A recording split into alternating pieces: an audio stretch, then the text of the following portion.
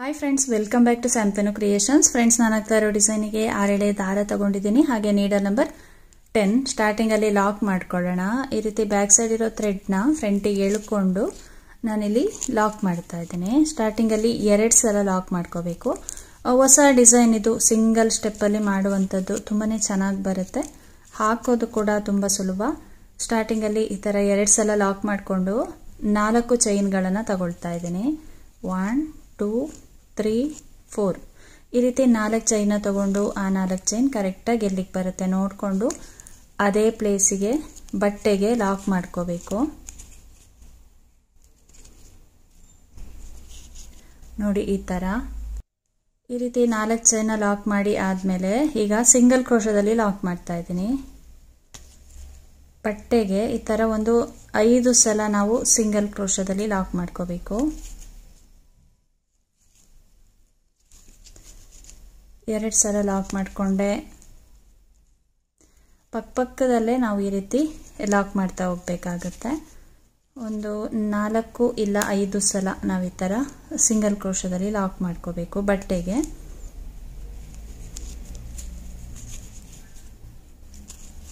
ನೋಡಿ, ಈ ತರ. ಇವಾಗ ಥ್ರೆಡ್ನ ಎಳ್ಕೊಂಡು ಒಂದು ಬೀಡ್ಸ್ನ ಇನ್ಸರ್ಟ್ ಮಾಡ್ತಾ ಇದ್ದೀನಿ. ನಿಮಗೆ ಯಾವ ರೀತಿ ಬೀಡ್ಸ್ ಬೇಕು ಅದನ್ನ ಇನ್ಸರ್ಟ್ ಮಾಡ್ಕೋಬಹುದು. ಮೀಡಿಯಂ ಸೈಜ್ ಇದು. ನೋಡಿ, ಈ ರೀತಿ ಎಲ್ಲ ಥ್ರೆಡ್ನು ಸೇರಿಸಿ ಬೀಡ್ಸ್ನ ಇನ್ಸರ್ಟ್ ಮಾಡಿಕೊಂಡು ಒಂದ್ಸಲ ಬೀಡ್ ಲಾಕ್ ಮಾಡ್ಕೋಬೇಕು. ಇವಾಗ ಇದು ಕರೆಕ್ಟಾಗಿ ನೋಡ್ಕೊಳ್ಳಿ, ಎಲ್ಲಿಗೆ ಬರುತ್ತೆ ಅಲ್ಲಿಗೆ ನೋಡಿಕೊಂಡು ನಾವು ಸಿಂಗಲ್ ಕ್ರೋಶದಲ್ಲಿ ಲಾಕ್ ಮಾಡ್ಕೋಬೇಕು. ನೋಡಿ, ಈ ರೀತಿ ಬೀಡ್ಸ್ನ ಲಾಕ್ ಮಾಡಿ ಆದ್ಮೇಲೆ ಇವಾಗ ಚೈನ್ ತಗೊಳ್ತಾ ಇದ್ದೀನಿ. ಫ್ರಂಟಿಂದನೇ ತಗೋಬಹುದು, ಇಲ್ಲಾಂದ್ರೆ ಬ್ಯಾಕ್ ಸೈಡಿಗೆ ಈ ತರ ಟರ್ನ್ ಮಾಡಿ ಕೂಡ ತಗೋಬಹುದು. ಇಲ್ಲಿ ನಾನು 8 ಚೈನ್ಗಳನ್ನು ತಗೊಳ್ತಾ ಇದ್ದೀನಿ. 1 2 3 4 5 6 7 8 ಈ ರೀತಿ 8 ಚೈನ್ಗಳನ್ನು ತಗೊಂಡು ಇಲ್ಲಿ ಬೀಡ್ಸ್ ಲಾಕ್ ಮಾಡೋದಕ್ಕಿಂತ ಮುಂಚೆ ಒಂದ್ಸಲ ಸಿಂಗಲ್ ಕ್ರೋಶದಲ್ಲಿ ಲಾಕ್ ಮಾಡಿರ್ತೀವಲ್ವಾ, ಇಲ್ಲಿ ಪಕ್ಕ ಬೀಡ್ಸ್ ಪಕ್ಕನೇ ಇಲ್ಲಿ ಅಲ್ಲಿಗೆ ಒಂದ್ಸಲ ಸಿಂಗಲ್ ಕ್ರೋಶದಲ್ಲಿ ಲಾಕ್ ಮಾಡ್ಕೋಬೇಕು. ನೋಡಿ, ಇಲ್ಲಿ ಬೀಡ್ಸ್ ಪಕ್ಕನೇ ನಾವು ಲಾಕ್ ಮಾಡ್ಕೋಬೇಕು. 8 ಚೈನ್ನ ತಗೊಂಡು ಈ ತರ ಲಾಕ್ ಮಾಡ್ಕೋಬೇಕು. ನೋಡಿ, ಈ ರೀತಿ. ಈಗ 2 ಚೈನ್ನ ತಗೊಳ್ತಾ ಇದ್ದೀನಿ. ಈ ರೀತಿ 2 ಚೈನ್ನ ತಗೊಂಡು 1 2 ಇಲ್ಲಿ 2ನೇ ಸಿಂಗಲ್ ಕ್ರೋಶ ಇದೆ ಅಲ್ವಾ, ಈ ಕಡೆಯಿಂದ ಇಲ್ಲಿ ನಾವು 8 ಚೈನ್ನ ಲಾಕ್ ಮಾಡಿದ್ವಿ. ಇದನ್ನ ಬಿಟ್ಟು ಇಲ್ಲಿಗೆ 2ನೇ ಸಿಂಗಲ್ ಕ್ರೋಶಕ್ಕೆ ಒಂದ್ಸಲ ಈ ತರ ಲಾಕ್ ಮಾಡ್ಕೋಬೇಕು. ಇವಾಗ ವರ್ಕ್ನ ಫ್ರಂಟ್ ಸೈಡಿಗೆ ತಿರುಗಿಸ್ಕೊಳ್ತಾ ಇದ್ದೀನಿ. ನೋಡಿ, ಈ ತರ.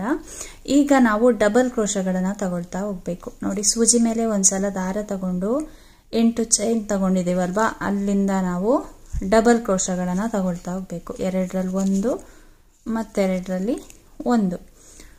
ಇದೇ ತರ ನಾವು ಟೋಟಲ್ ಆಗಿ 8 ಡಬಲ್ ಕ್ರೋಶಗಳನ್ನ ತಗೋಬೇಕಾಗುತ್ತೆ. ಇಲ್ಲಿ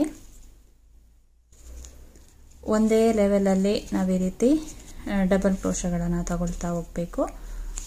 ಟೋಟಲ್ ಆಗಿ 8 ಡಬಲ್ ಕ್ರೋಶಗಳನ್ನು ತಗೊಂಡ್ರೆ ಕರೆಕ್ಟಾಗಿ ಒಂದು ಸೆಂಟರ್ ಗ್ಯಾಪಿಗೆ ಬರುತ್ತೆ ಅದು. ನೋಡಿ, ಈ ರೀತಿ 8 ಡಬಲ್ ಕ್ರೋಶಗಳನ್ನು ತಗೊಂಡಿದ್ದೀನಿ. ಈ ತರ ಸೆಂಟರ್ ಗ್ಯಾಪಿಗೆ ಬರುತ್ತೆ. ನೋಡಿ, ಇವಾಗ ಥ್ರೆಡ್ನ ಎಳ್ಕೊಂಡು ಒಂದು ಪರ್ಲ್ ಬೀಡ್ಸ್ನ ಇನ್ಸರ್ಟ್ ಮಾಡ್ತಾ ಇದ್ದೀನಿ. ನೀವು ಬೇಕು ಅಂದರೆ ಕ್ರಿಸ್ಟಲ್ ಬೀಡ್ಸ್ ಕೂಡ ಇನ್ಸರ್ಟ್ ಮಾಡ್ಕೋಬಹುದು. ನಾನಿಲ್ಲಿ ಪರ್ಲ್ ಬೀಡ್ಸನ್ನು ಇನ್ಸರ್ಟ್ ಮಾಡಿ ಒಂದ್ಸಲ ಬೀಡ್ ಲಾಕ್ ಮಾಡಿಕೊಂಡೆ. ಈಗ 1 2 3 4 ಈ ರೀತಿ 4 ಚೈನ್ನ ತಗೊಂಡೆ.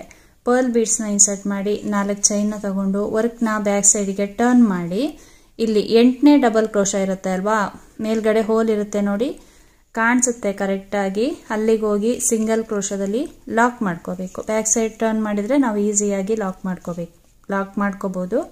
ಇವಾಗ ವರ್ಕ್ನ ಫ್ರಂಟ್ ಸೈಡಿಗೆ ತಿರುಗಿಸ್ಕೊಳ್ತಾ ಇದ್ದೀನಿ. ಈ ರೀತಿ ತಿರುಗಿಸ್ಕೊಂಡು ಥ್ರೆಡ್ನ ಎಳ್ಕೊಂಡು ಒಂದು ಬೀಡ್ಸ್ನ ಇನ್ಸರ್ಟ್ ಮಾಡ್ತಾ ಇದ್ದೀನಿ. ನೋಡಿ, ಈ ರೀತಿ 1 mm ಬೀಡ್ಸಿಗಿಂತ ಸ್ವಲ್ಪ ದೊಡ್ಡದಾಗಿರುವಂಥ ಬೀಡ್ಸ್ ಇದು. ಬೀಡ್ಸ್ನ ಇನ್ಸರ್ಟ್ ಮಾಡಿ ಮತ್ತೆ ಈ 4 ಚೈನ್ ಏನಿದೆ, ಈ 4 ಚೈನ್ ಇರುತ್ತೆ ಅಲ್ವಾ, ಅದರೊಳಗಡೆ ಹೋಗಿ ಒಂದು ಸಲ ನಾವು ಸಿಂಗಲ್ ಕ್ರೋಶದಲ್ಲಿ ಲಾಕ್ ಮಾಡ್ಕೋಬೇಕು.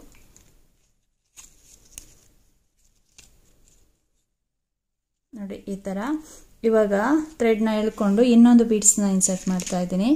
ಇದೇ ಥರ ನಾವು ಟೋಟಲ್ ಆಗಿ 3 ಬೀಡ್ಸ್ಗಳನ್ನು ಇನ್ಸರ್ಟ್ ಮಾಡ್ಕೋಬೇಕು. ಹಾಗೆ ಪ್ರತಿ ಬೀಡ್ಸ್ ಇನ್ಸರ್ಟ್ ಆದಮೇಲೆ ಇಲ್ಲಿ 4 ಚೈನ್ ತಗೊಂಡಿರ್ತೀವಲ್ವಾ, ಅದರೊಳಗಡೆ ಹೋಗಿ ಒಂದ್ಸಲ ಸಿಂಗಲ್ ಕ್ರೋಶದಲ್ಲಿ ಲಾಕ್ ಮಾಡ್ಕೋಬೇಕು.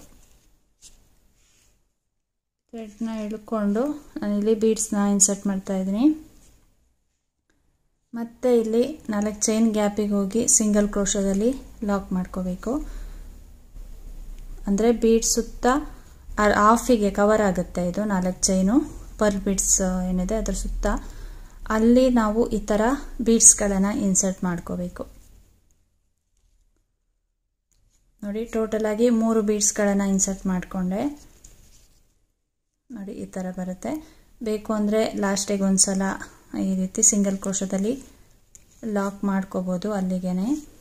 ಇವಾಗ ಈ ಕಡೆ 8 ಡಬಲ್ ಕ್ರೋಶಗಳನ್ನು ತಗೊಂಡಿದ್ದೀವಲ್ವಾ, ಅದೇ ರೀತಿ ಈ ಸೈಡ್ ಕೂಡ 8 ಡಬಲ್ ಕ್ರೋಶಗಳನ್ನು ತಗೋಬೇಕು. ಸೂಜಿ ಮೇಲೆ ಒಂದ್ಸಲ ದಾರ ತಗೊಂಡು ಮತ್ತೆ ಇಲ್ಲಿಂದ ನಾವು ಡಬಲ್ ಕ್ರೋಶಗಳನ್ನು ತಗೋಬೇಕಾಗತ್ತೆ. 2ರಲ್ಲಿ 1 ಮತ್ತು 2ರಲ್ಲಿ 1. ಇದೇ ಥರ ನಾವು 8 ಇಲ್ಲಾಂದರೆ 9 ಡಬಲ್ ಕ್ರೋಶಗಳನ್ನು ಪಕ್ಕದಲ್ಲೇ ತಗೋಬೇಕು.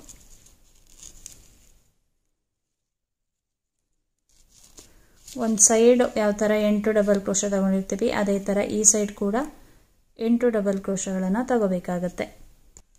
ಆರ್ಚ್ ನೋಡಿ ಈ ಥರ ಕಾಣಿಸುತ್ತೆ ಕಂಪ್ಲೀಟ್ ಆದಮೇಲೆ. ಇಲ್ಲಿ 8 ಡಬಲ್ ಕ್ರೋಶ, ಇಲ್ಲಿ 8 ಡಬಲ್ ಕ್ರೋಶ, ಮತ್ತು ಸೆಂಟ್ರಲ್ಲಿ ಈ ಥರ ಪರ್ಲ್ ಬೀಡ್ಸ್ನ ಇನ್ಸರ್ಟ್ ಮಾಡಿ 3 ಬೀಡ್ಸ್ಗಳನ್ನು ಇನ್ಸರ್ಟ್ ಮಾಡಿರುವಂಥದ್ದು. ಇವಾಗ ಇದು ಕರೆಕ್ಟಾಗಿ ಎಲ್ಲಿಗೆ ಬರುತ್ತೆ ನೋಡಿಕೊಂಡು ಅದೇ ಪ್ಲೇಸಿಗೆ ಲಾಕ್ ಮಾಡ್ಕೋಬೇಕು. ನೋಡಿ ಈ ಥರ. ಇದಾದ್ಮೇಲೆ ಬಟ್ಟೆಗೆ ಒಂದು 3 ಸಲ ಸಿಂಗಲ್ ಕ್ರೋಶದಲ್ಲಿ ಲಾಕ್ ಮಾಡ್ಕೋಬೇಕು. ಅಂದರೆ ಒಂದು ಆರ್ಚಿಂದ ಇನ್ನೊಂದು ಆರ್ಚಿಗೆ ಸ್ವಲ್ಪ ಗ್ಯಾಪ್ ಇರಲಿ ಅಂತ ಈ ಥರ ಮಾಡ್ತಾ ಇದ್ದೀನಿ. ಇಲ್ಲಿ ಒಂದು 3 ಸಲ ಸಿಂಗಲ್ ಕ್ರೋಶದಲ್ಲಿ ಲಾಕ್ ಮಾಡಿಕೊಂಡು ಮತ್ತೆ ನಾವು 4 ಚೈನ್ಗಳನ್ನು ತಗೋಬೇಕು. ಇಲ್ಲಿ ಯಾವ ಥರ 4 ಚೈನ್ನ ತಗೊಂಡಿದ್ದೀವಿ ಅದೇ ಥರ 4 ಚೈನ್ಗಳನ್ನು ತಗೋಬೇಕಾಗತ್ತೆ. ಇದನ್ನು ಕರೆಕ್ಟಾಗಿ ಅದೇ ಎಲ್ಲಿಗೆ ಬರುತ್ತೆ ನೋಡಿಕೊಂಡು ಅದೇ ಪ್ಲೇಸಿಗೆ ಲಾಕ್ ಮಾಡ್ಕೋಬೇಕು. ಇದಾದಮೇಲೆ ಇಲ್ಲಿ ಯಾವ ಥರ ಮಾಡಿದ್ದೀನಲ್ವಾ ನೋಡಿ, ಇಲ್ಲಿ ಲಾಕ್ ಮಾಡಿಕೊಂಡು 5 ಸಲ ಬಟ್ಟೆಗೆ ಲಾಕ್ ಮಾಡಿಕೊಂಡು ಮತ್ತೆ ನಾವಿಲ್ಲಿ ಬೀಡ್ಸ್ನ ಇನ್ಸರ್ಟ್ ಮಾಡಿ ಬೀಡ್ಸ್ನ ಲಾಕ್ ಮಾಡಿಕೊಂಡು ಇಲ್ಲಿಗೆ ನೆಕ್ಸ್ಟು 8 ಚೈನ್ಗಳನ್ನು ತಗೊಂಡು ಇಲ್ಲಿ ಲಾಕ್ ಮಾಡ್ಕೋಬೇಕು. ಮತ್ತು 2 ಚೈನ್ನ ತಂದು ಇಲ್ಲಿ ಲಾಕ್ ಮಾಡಿಕೊಂಡು ಈ ರೀತಿಯಾಗಿ ಆರ್ಚ್ನ ಮಾಡ್ಕೋಬೇಕು. ಫಸ್ಟ್ ಆರ್ಚ್ನ ಕರೆಕ್ಟಾಗಿ ನೋಡ್ಕೊಳ್ಳಿ. ಅದೇ ಥರ ನಾವು ಕಂಟಿನ್ಯೂಸ್ ಆಗಿ ಡಿಸೈನ್ನ ಹಾಕ್ತಾ ಹೋದರೆ ಆಯಿತು. ಫ್ರೆಂಡ್ಸ್ ನೋಡಿ ಆರ್ಚ್ ಬಂದು ಈ ರೀತಿಯಾಗಿ ಕಾಣಿಸುತ್ತೆ. ಇಲ್ಲಿ ಲಾಕ್ ಮಾಡ್ಕೊಂಡೆ ಅಲ್ಲ, ನೆಕ್ಸ್ಟು ಬಟ್ಟೆಗೆ ಒಂದು 3 ಸಲ ಸಿಂಗಲ್ ಕ್ರೋಶದಲ್ಲಿ ಲಾಕ್ ಮಾಡ್ತಾ ಇದ್ದೀನಿ. ಅಥವಾ ವಿತೌಟ್ ಕುಚ್ಚು ಅಂತನಾದರೂ ಮಾಡ್ಕೋಬೋದು. ಕುಚ್ಚು ಕಟ್ಕೋಬೇಕು ಅಂದರೆ ಸ್ವಲ್ಪ ಉದ್ದ ಕುಚ್ಚನ್ನ ಕಟ್ಕೋಬೇಕಾಗತ್ತೆ. ಇಲ್ಲಾಂದರೆ ಸೆಂಟ್ರಲ್ಲಿ ಒಂದು ಬೀಡ್ಸ್ನ ಇಟ್ಟು ನಾವು ಕುಚ್ಚು ಕಟ್ತೀವಲ್ವಾ ಆ ಥರ ಮಾಡ್ಕೋಬೇಕು. ಸ್ವಲ್ಪ ಉದ್ದ ಬಂದರೆ ಚೆನ್ನಾಗಿರುತ್ತೆ ಡಿಸೈನು. ಇವಾಗ 4 ಚೈನ್ನ ತಗೊಂಡು ಇದನ್ನು ಲಾಕ್ ಮಾಡ್ತಾ ಇದ್ದೀನಿ. ಎಂಡಿಂಗಲ್ಲಿ 1, 2 ಇಲ್ಲ 3 ಚೈನ್ಗಳನ್ನು ಹಾಕಿ ಥ್ರೆಡ್ನ ಕಟ್ ಮಾಡಿದ್ರೆ ಡಿಸೈನು ಕಂಪ್ಲೀಟ್ ಆಗುತ್ತೆ. ಫ್ರೆಂಡ್ಸ್ ನೋಡಿ ಡಿಸೈನ್ ಕಂಪ್ಲೀಟ್ ಆದಮೇಲೆ ಈ ರೀತಿಯಾಗಿ ಕಾಣಿಸುತ್ತೆ. ತುಂಬಾ ಚೆನ್ನಾಗಿ ಬರುತ್ತೆ ಡಿಸೈನು. ನೋಡಿ ಫಿನಿಶಿಂಗ್ ಎಲ್ಲ ಎಷ್ಟು ನೀಟಾಗಿ ಕಾಣಿಸುತ್ತೆ ಅಂತ. ಎಲ್ಲೂ ಕೂಡ ರಿಂಕಲ್ಸ್ ಬರಲ್ಲ. ಕುಚ್ಚಬೇಕು ಅಂತ ಹೇಳಿದ್ರೆ ಇಲ್ಲಿ 4 ಚೈನ್ ಗ್ಯಾಪಲ್ಲಿ ಕುಚ್ಚನ್ನ ಕಟ್ಕೊಳ್ಳಿ. ಫ್ರೆಂಡ್ಸ್ ನೋಡಿ ಒಂದೇ ಸ್ಟೆಪ್ಪಲ್ಲಿ ಈ ರೀತಿಯಾಗಿ ನಾವು ಡಿಸೈನ್ನ ಟ್ರೈ ಮಾಡ್ಕೋಬೋದು.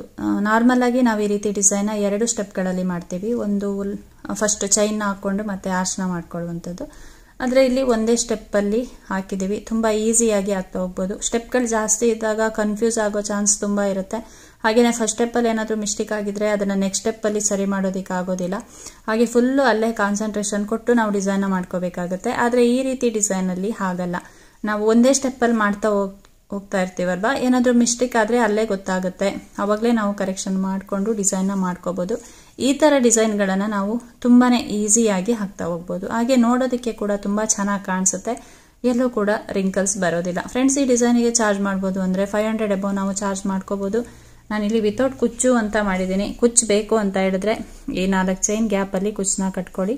ತುಂಬಾ ಚೆನ್ನಾಗಿ ಕಾಣಿಸುತ್ತೆ. ಹಾಗೆ ಹಾಕೋದು ಕೂಡ ತುಂಬ ಈಸಿ. ಫ್ರೆಂಡ್ಸ್ ಇವತ್ತಿನ ಈ ಡಿಸೈನ್ ನಿಮಗೇನಾದರೂ ಇಷ್ಟ ಆಗಿದ್ರೆ ಒಂದು ಲೈಕ್ ಮಾಡಿ, ಶೇರ್ ಮಾಡಿ, ಕಮೆಂಟ್ಸ್ ಮಾಡಿ, ಹಾಗೆ ಸಬ್ಸ್ಕ್ರೈಬ್ ಮಾಡಿಕೊಂಡು ವಿಡಿಯೋನ ನೋಡಿ.